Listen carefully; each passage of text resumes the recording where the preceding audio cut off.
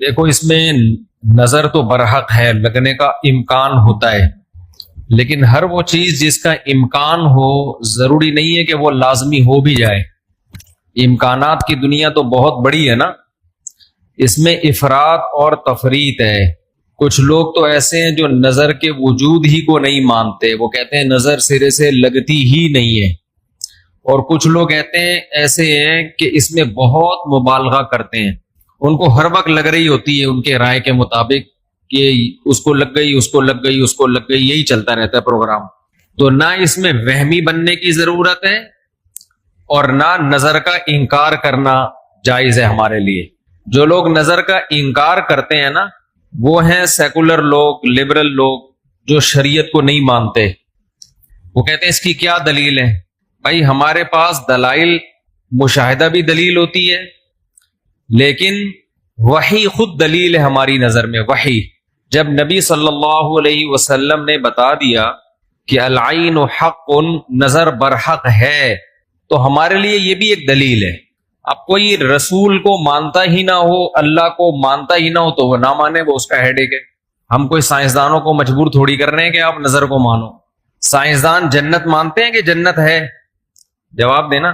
سائنسدان مانتے ہیں موت کے بعد دوبارہ زندگی ہے؟ یہ سائنس کا ٹاپک ہی نہیں ہے بھائی، سائنس یہاں تک پہنچی نہیں ہے۔ تو نظر تو برحق ہے، کوئی بھی اچھی چیز ہو، کوئی بھی بہت ہو، تو اس کا چانس ہوتا ہے کہ نظر لگ جائے۔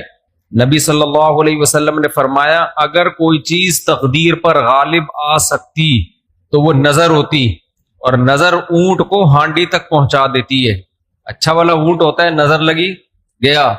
آپ نے دیکھا ہوگا بڑے بڑے اونچے کٹے بیل لوگ لے کر آتے ہیں بقرعید کے دنوں میں، بعض دفعہ نظر لگتی ہے دھڑام سے گر جاتے ہیں، بعض دفعہ ویسے ہی گر جاتے ہیں غربت مہنگائی سے متاثر ہو کے، لیکن بعض دفعہ نظر بھی لگتی ہے۔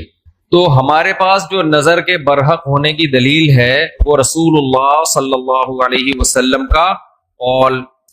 اسی وجہ سے یعقوب علیہ السلام نے جب اپنے بیٹوں کو مصر بھیجا تو خوب لمبے خوبصورت بیٹے تھے، تعداد میں بھی زیادہ تھے، تو ان سے کیا فرمایا؟ لا تدخلوا من باب واحد وادخلوا من ابواب متفرقہ۔